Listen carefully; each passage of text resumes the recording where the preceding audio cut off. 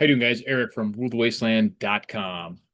And like I said on my, I think it's like the community page, they call it, I could not make it yesterday at 6 p.m. when I normally do it. So I'm going to do it today at 6 p.m. And honestly, I have no particular reason that I have to do it on Sunday. And it seems like if something comes up on Sunday more often than Monday, then I wouldn't be able to do it. So if you guys prefer Mondays, let me know. I just saw that um I think it was Magic Prepper who used to do a Monday live stream, no longer does a Monday live stream. It's just too much work for him, didn't want to do anymore. So maybe appreciate the 5x5. So maybe Mondays are more freed up. But if any of you guys think Monday would be better, I can do Mondays probably more consistently than I can even do Sundays. But I have no problem with Sundays in general. It just seems like just because it's the weekend, there's always more stuff going on in general. Travel, celebrations, holiday stuff, family stuff, whatever. But I'm okay with either. So if most of you guys would still rather do Sundays, we'll stick with that. But I'm okay with Mondays too. I think I'd probably be able to do it even more consistently. So let me know. Monday fun day, it works. Cool. And yeah, if you're watching this later, just post in the comments. And real briefly, of course, we will go over, since it's the very end of the month, this is the last live stream of the month. So it's your last chance to get in on the Patreon. Any of the paid tiers will make you eligible for these fantastical prizes, like this fiberglass fire blanket, great for stopping and dropping and rolling. The Ruger brand lockbox, which has a cable spot, so you can put this in a car seat, under a car seat or desk or somewhere like that, and cable it in so you can stash your firearms or any other knives or gun or cash or anything else that you need to in there protected so it can't be stolen. And then main prize will be this mat, large, I guess you would call it a tactical knife. Very cool. So those are the three prizes that I will give away in the first live stream of August. So jump on the Patreon.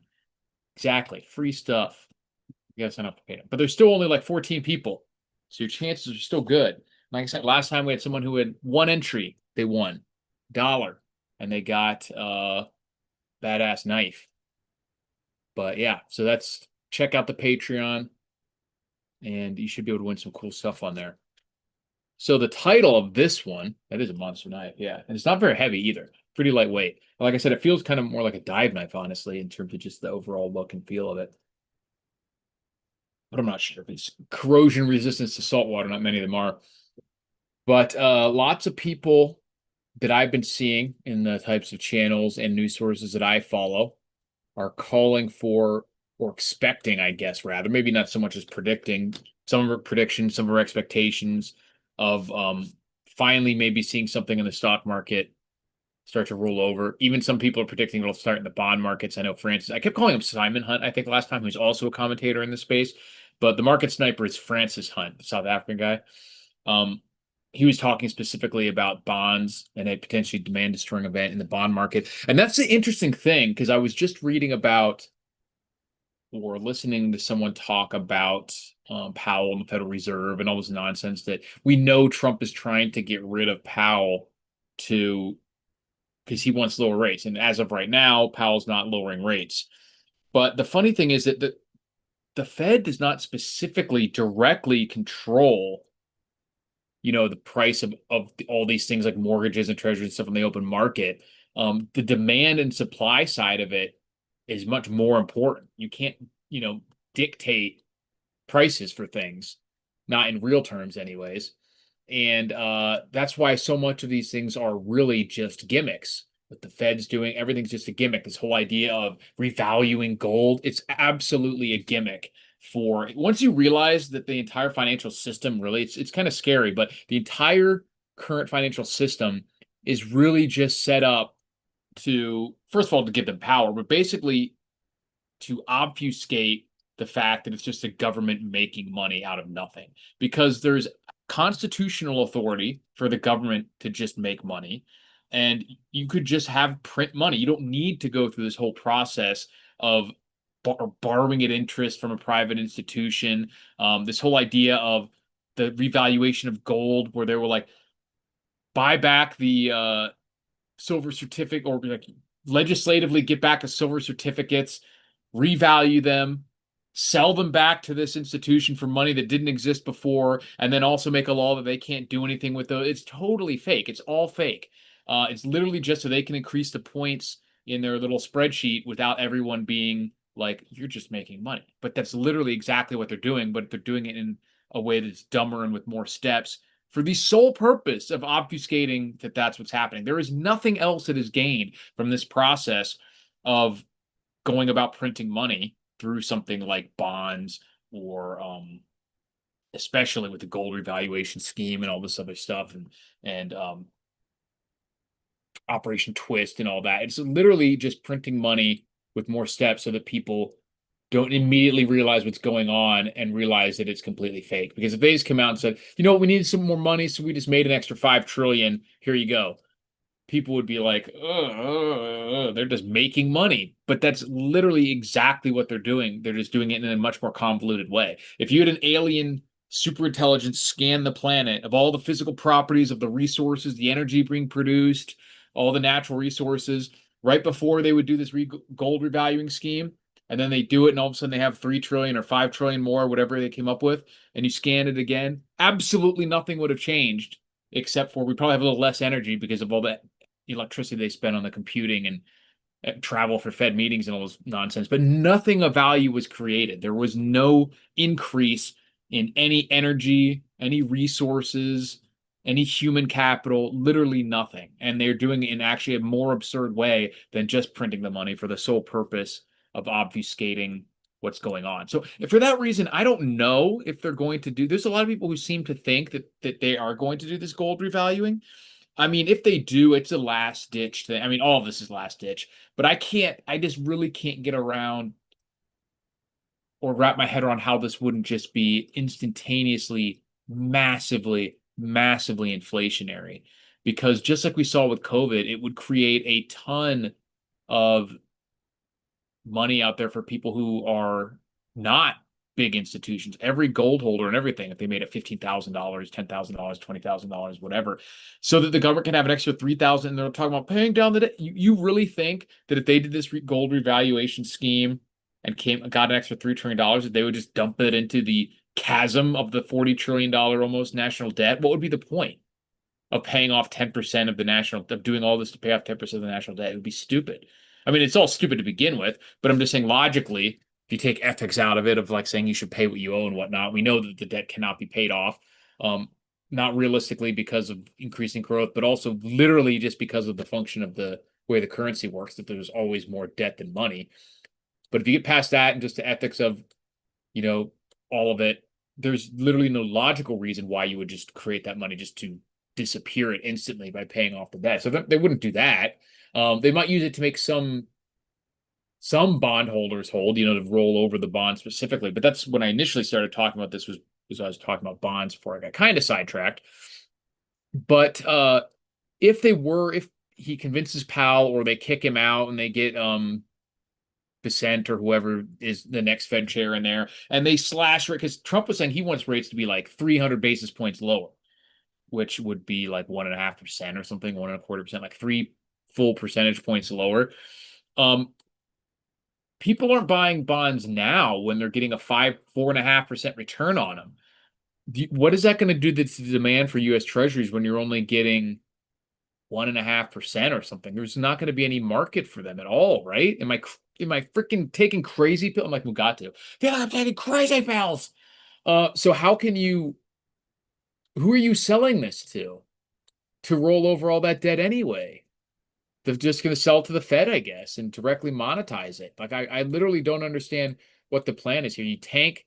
They're having failures of these sales and finding enough buyers when you're getting like 5% and stuff. So yeah, I don't understand who's going to be buying these. Who are they loaning this money to in this environment at 1.5% to roll over $9 trillion? They have to sell $9 trillion of treasuries at some interest rate over the rest of Trump's term, 9 trillion. And we're already seeing the appetite for this government debt starting to fade. They're not being, because we need an exponential amount to roll, regardless of what the interest rate is, it's positive. So you need an increasingly exponential amount of debt to be sold to cycle this, and you're seeing the appetite globally for it kind of waning, which is exactly why the yields have been going up. And because they have to entice people into it and saying, why would I give the government my money for 10 years or 30 years for like 1%? You might as well just throw it in a pit or sit on the sidelines with it and lose the 9% or whatever for a year and hope for an opportunity to jump into the markets when the markets crash or pull back. And that's going to the topic of this video, as we'll cover now briefly, is I'm certainly not a market expert, but we know that which can't last forever won't. So at some point we will see these things take effect. Now, the biggest question mark, though, for me is, will we see these kind of a crash in the nominal prices of stock, or will it just be in real terms? Because in real terms, like in purchasing power, if you could be priced against gold, even though things have gone up a lot, you've still lost value. So like the price of houses and stuff, they may have gone up multiple times, but they haven't really gone up that much when it counts for gold. Same with a lot of these stocks, etc. So, is that what we're going to see with the stock market? I tend to think, I've always been, I mean, if you guys have been watching for a while, you know, I've talked about my expectation has always been kind of like mini melt up, big deflationary, depressionary forces kick in for like a crash, at which point they have no choice but to really crank on the press for the final melt up. And I still think that's what's going to happen, just because, like I said, we're seeing this in the bond market. We're seeing demand side weaken on all this stuff, and price to earning ratios are crazy. Let me show you a creepy chart, actually. A couple creepy charts of, let's blow that up. This is, let me see if I can share this for you guys. Can you see that? So this is an overlay of the charts of the S&P 500 for the years 2008, which is in blue, or the years preceding 2008 in blue, and the 2025 in red. So as you can see here, it tracks it really freaking closely, including, which is very interesting to me, this 2025 dip here was blamed on, everyone was saying that was because of tariffs. Tariff this, tariff that, but it also happened pretty much the same time of this stretch of stock charts in 2008. And there wasn't necessarily the tariff scare. There's, of course, plenty of other stuff going on. Coincidence? Who knows? But spooky chart, to say the least. And if we were to believe that this very strong correlation holds, whatever the reason for the correlation is, but if it holds, we are just about to take a nosedive. And that is what a lot of these people are calling for. Like I said, we have quite a few people who are calling for everything from minor pullback corrections to huge, huge collapses sometime over the next few months to year. And here's another spooky one, potentially spooky. Let's pull that open. Is that not going to open? No, I have two of them open. So this is another chart here of this is just the S&P also from, and we're back in the beginning of this big line you see up here is like the 100 and whatever year trend line, just about 100-year trend line from the Great Depression. And it's been pretty effective resistance for those of you who put any stock in technical analysis. I'm not a technical analysis guy, by the way. Like I just don't know that much about it to begin with. But the idea behind this chart is that this shows a potential resistance line where it has bounced off of and collapsed pretty much every time it's gotten close. When it hit it when it first got there in 2029 to start the point, obviously we had a huge crash, Great Depression. And then you have a gold standard line here when you can see when these shorter lines are, which is pretty interesting. And then you have up here the great financial crisis, or the global financial crisis, as it's called, in 2000, and this is 2008 right here. So in the middle, and you can see it bounce off it and drops, and then we're bouncing off it again, a little bit of a COVID drop, and then we're hitting it again, and we're at the highest ever. So now, obviously, you could say that this means it's going to break up or down, but probably potential big move either way. And since everyone's calling for that, it's another spooky kind of correlation. to where we were right up against this trend line that has so far held true and never been defeated. So very interesting. But like I said, I'm not really a technical analysis guy, but this is the stuff that the people that I was talking about are pointing to. And so we're getting weird. Let me see if I can find some of the people that were talking about stuff. I know Rafi Farber specifically, not really talking about stocks, although he's definitely expecting, I think, those things to get soft, to say the least. But he's predicting it to start in problems to start in August when the Treasury will run out of money and having to raise a debt ceiling.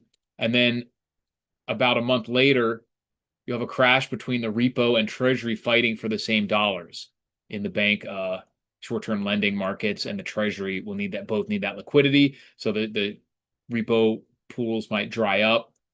And so he says final QE and then the dollar dies starting basically in August. So we have a lot of things pointing to a pretty interesting August/September timeframe. It's historically been not the best time of year for stocks in general. We have these World War III ultimatums. So then we have another commentator, David Hunter, says in several weeks we might see 3 to 4% more upside for a few weeks, maybe a month. And then he expects a pullback for 2 to 3 weeks. And then he said a final parabolic run in 3 to 6 months with 4-ish gains, and then he expects it to blow up. So Martin Armstrong said that markets will press higher into July, but then potentially after that, we'll see. Let's see. David Hunter, on the other hand, any of you familiar with him, was expecting everything to continue to go up very high. Charles Nenner was predicting a 4,000 S&P by the end of 2025 and Dow Jones to hit 5,000 by 2030. So that's significantly decreased. So lots of people are expecting these to get ugly. So let me know what you guys think. What's up, HTP? We got to get all the gold, man. We got to get it all. Got some little noogies here you guys like to see. My Stardust. Imagine thinking that paper promises by a bunch of pedophiles are better than gold and silver, forged in the heart of colliding neutron stars. Can't beat that. They don't make any more of that. See what we got in the comments. Anyone hear about the Denver flight emergency? A lot of smoke and deployed blow-up slide. I did not. Interesting. Oh, wait, I didn't get all that. And if you, since more people are in here now too, let me know what you guys think about continuing to do on Mondays or not. Either is fine with me. I just feel like I've had a lot of things randomly come up on Sundays, and so Monday might make more sense. But if no one wants to do that, I'm cool with either day.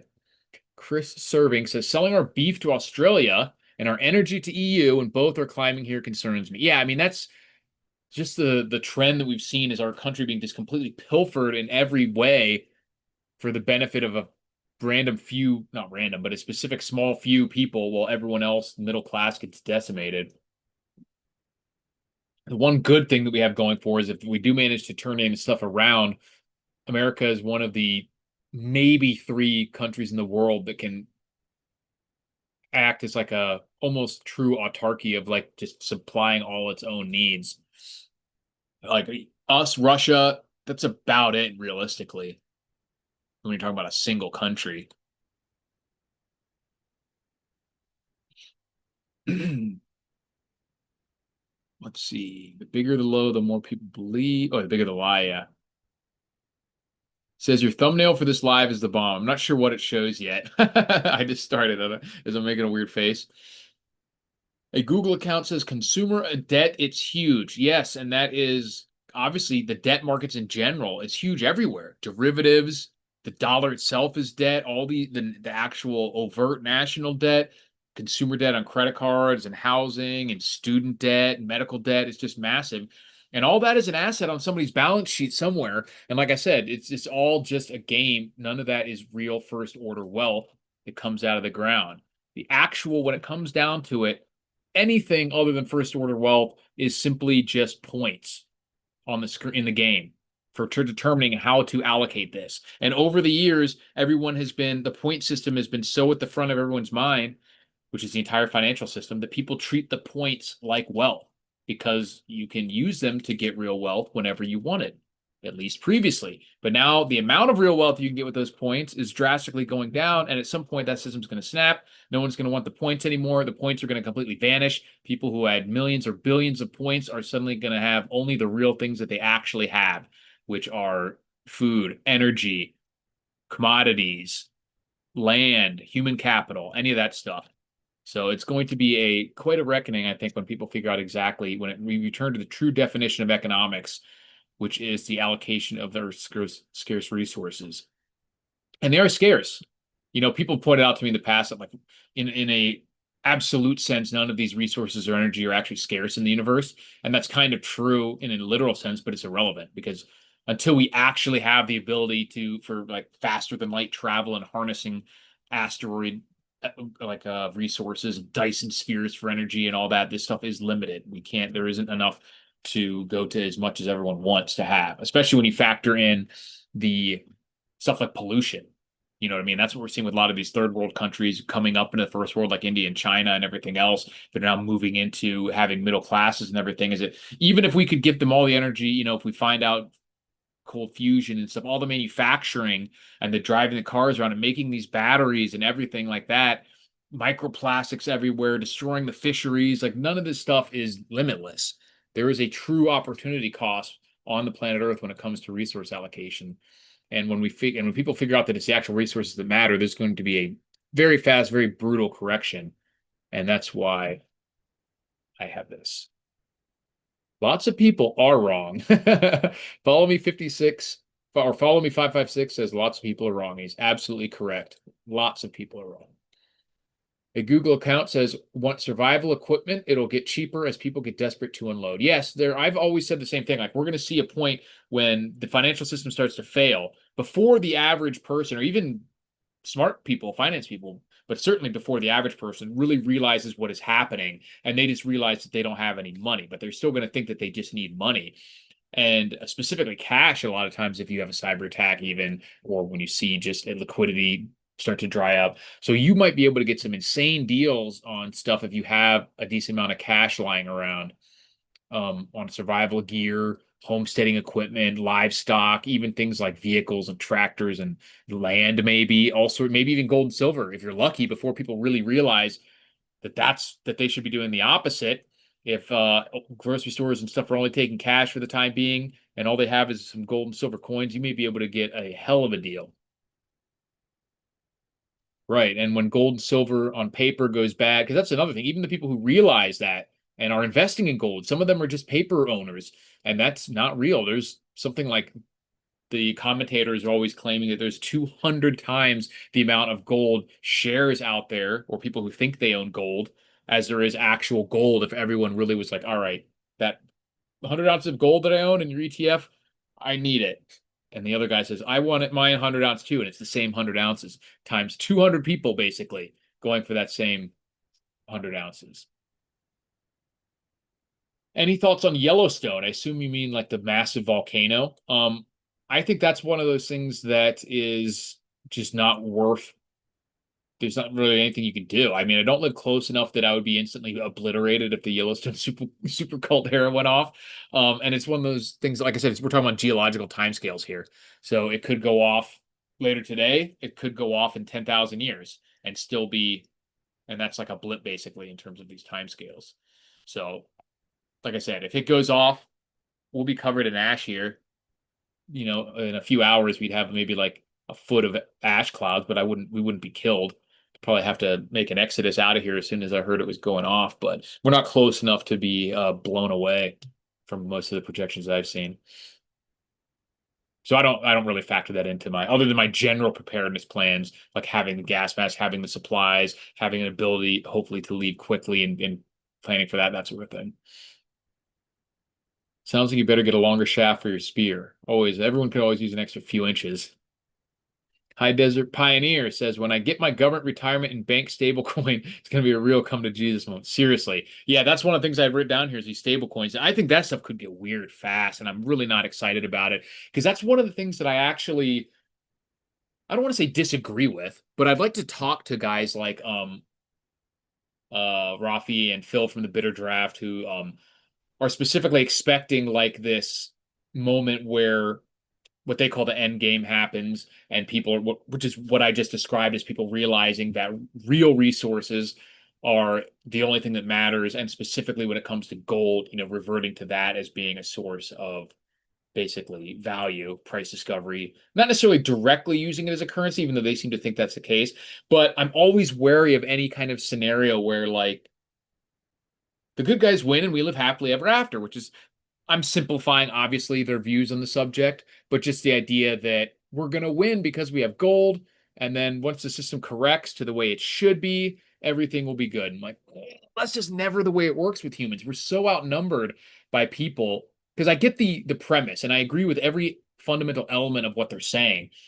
But then when I get to the point where, where you're saying like, well, you can't just use fake money again because it will have just collapsed and no one will go into these systems. And like I said earlier at the beginning of this live stream, first of all, just about how everything is designed to obfuscate the true nature of it. And none of these people understand what we're talking about now, that the money's fake, that it's a complete scam, that only gold is actual, basically real money or real resources that matter. So none of these people know this now. Not one in 100 understand how money is really created, as the man said. And anyone who does is just kind of repulsed. And they just think that smarter people, or it can't be that simple. Smarter people than them are figuring it out. And when this all breaks, they're going to just look to those people and say, how are you going to fix this for me? And the government will has the most guns. They're going to obfuscate the entire process even more by adding in these whole elements of cryptocurrencies and stable coins and being like, well, now it got messed up because of, and whoever they're going to blame. Doesn't matter. It might be the gold people. It might say, well, these people are hoarding gold, and it was the Chinese or it was whatever. It was the tariff. Who knows what? It doesn't matter. But they will be obfuscating exactly what's going on and saying to the normies who vastly, vastly outnumber us, this is what you need to do to get your food. This is the only way we can make it work. Everyone, just look at what happened during COVID. If it was so easy to see the truth and act the way that makes the most sense based on what's actually going on, we wouldn't have had all these problems with COVID. But everyone panics and then gets mad at the people who aren't doing the things that they think need to be done so that they can be safe. Why aren't you wearing your mask? Why aren't you taking vaccine? And that'll just turn into, why don't you're trying to operate outside of the system. You're fucking it all up for the rest of us. You need to get on the Amazon Prime stablecoin payout system, or else you're a bad person and you're killing grandma. And unless, of course, you just want children to die. And that's exactly what's going to happen. So that's my fear. It's not that like Phil or Rafi or any of those are wrong about the actual process of the breakdown and why it's breaking down and what should happen and what's actually valuable, but in how, like I said, throughout all the COVID, if you go back and watch all the COVID live streams, I repeatedly said, whether this thing is at 1% fatality or 5% fatality, even, which would be crazy, or 100th of a percent, I'm not really worried that I'm going to die over this. And even if it was like a 1%, which would be pretty crazy, that's not that much of a risk. What I'm worried about is what does the country look like and what do people act like and what does the government do when you have just a situation where 1% of people are just dying. And that's kind of what we're facing, a financial version of it now. And it doesn't matter what is truth if they have, like I said, if they have the guns, if they have people turning against the reality. And there's some ways that you are, of course, limited by reality. And that's what we have to hope kicks in enough to uh make it not get too crazy. Oh, Google counts as animals are running away from Yellowstone right now. They know something. Well, I hadn't heard that, but that could just be any sort of volcanic activity. I mean, not volcanic, like seismic activity. Doesn't mean it's like the big one. There's earthquakes all over the place, not just there, but there specifically and everywhere else all the time. Could be a wildfire or something like that. Who knows? Um, oh, but of course, if it decided to erupt, it'll be bad. Don't get me wrong. It would wipe out like it'd kill probably millions of people. And definitely the economic impact of it would be, if you've looked at the maps of like the type of area that would be covered in ash. I'm just talking about like literally dying. I wouldn't die from it. We're far enough away. We're thousands of miles or like 1,000 miles away, something like that.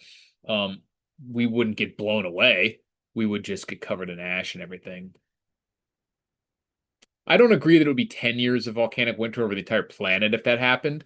But it would be crazy for a while. It would be like a year or two probably. And certainly the US would be um, just decimated economically. And yeah, but it's one of those things like a meteor could hit us too. And I mean, I'm not close enough that I die in the initial blast. So if you're worried about that happen, don't live up in that area of the country in Idaho, Wyoming, or anywhere immediately beneath it. Go East Coast. Um, Florida would probably be one of the safest places to be if you have to be in the US, or like Alaska, you're up above it, and it kind of is like uh face to blow the other way. But yeah, there's not really much to worry about with that. Yeah, a lot of the anything in that middle of the country and probably the west half of the country wouldn't be growing anything there. So yeah, it would totally decimate the country if that ever happens. But we're talking about like I said, a geologic timescale event that we're overdue by like 1,000 years or 10,000 years or something. But that's like someone's supposed to get there at 5 o'clock, and it's 5 o'clock and 1 second, and you're like, they're overdue, and they show up like a minute later or whatever. It's like, yeah, it's basically a second or less in terms of how it would be if someone hadn't showed up to your house yet.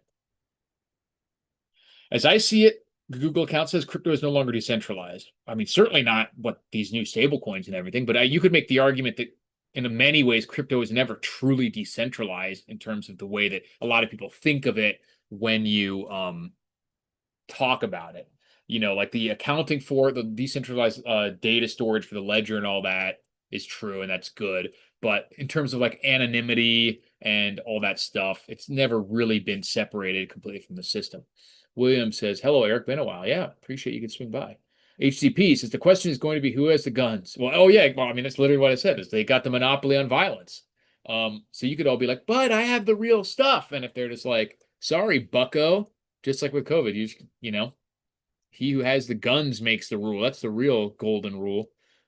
Yeah, or the killer drones in this case. A Google account says, "Oh, I'm thinking concentrated damage around the eruption site. I think the credit card system we targeted and go down. No card use. I mean, that's always a risk. Cyber attacks of some kind, even just if they attack the power grid in minor areas. Everything is, and I've talked about this in pretty much every live stream I've done, I think, is how interconnected everything is. And I hate it now. Like you can't even log into some random website without it sending something to your email, and you have to use your phone, and then you have to use like two devices and have to have communications. Everyone's paying with electronic methods with their phones. It's wild. So you've got to be ready for that stuff to be down at some point. For some reason, it might be terrorist attack, it might be cyber attack, it might be power outage. Sometimes we just see goofy mistakes, like when which one was that with one of the airlines and their entire old school software system just crapped out on them. Tom Fletcher says most of it is about refinancing 5 trillion by the end of the year. Right, that's what I was mentioning earlier. The Fed is the buyer of last resort, so new bonds will be purchased mostly by the Fed. I think that, like I said, yeah, that's what I said. I think they have to be because who else is going to buy this stuff? They're not selling as much as they need to now at multiple times the returns. Who's going to be buying bonds that 10-year bonds will only give you 1% or whatever? Planet what? Here's a thought, says a Google account. Sell people electric cars that the electric system can't charge. The grid will collapse from car charging. Seems pretty stupid, doesn't it? Pretty wild times. I think they like the electric cars because I mean, some of these people are just true believers too, and just aren't smart. They think it's good for the environment, just like with all the stupid windmill stuff, and they just really don't care about reality. They whatever their brain tells them they feel is right is reality, and that's just how most humans are actually operating.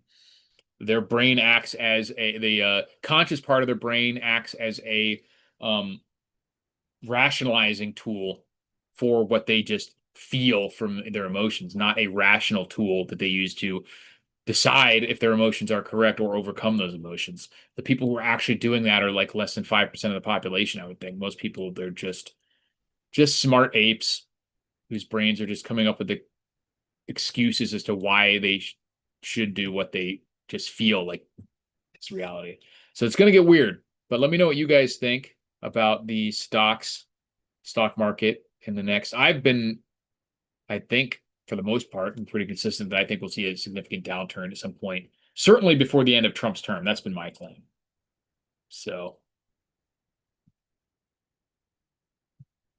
he says, do you know how much electricity it takes to charge an electric car, like 10 houses worth of electric? I don't know if it's that much. I have a friend who has a Tesla, and it does not cost very much. It definitely uses more electricity to run my air conditioner than it does to charge up his car.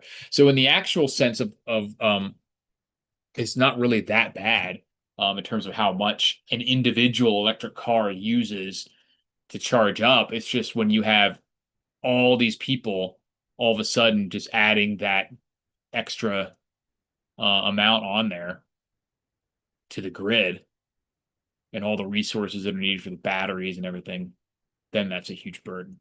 The infrastructure isn't set up for it. SBQR says, I am just putting my efforts into real physical capital. That's what I'm trying, man. I'm trying to stack as much of this stuff as much as I can in the final, what feel like it's the final few months. I feel like my predictions are always way too early, which is hopefully that's still the case, and I have a couple more years to stack up because I don't have any extra money right now. So I need more gold and silver. But the real market value of my physical investments, says SBQR, are up like 3 times out of the stock market aggregate. Oh, for sure, man. Like I think gold is up 50% just this year alone, or just within a year, the last 365 days, I think. And everything that we have to buy is just becoming wildly more expensive. The government's lying to us about that every day. And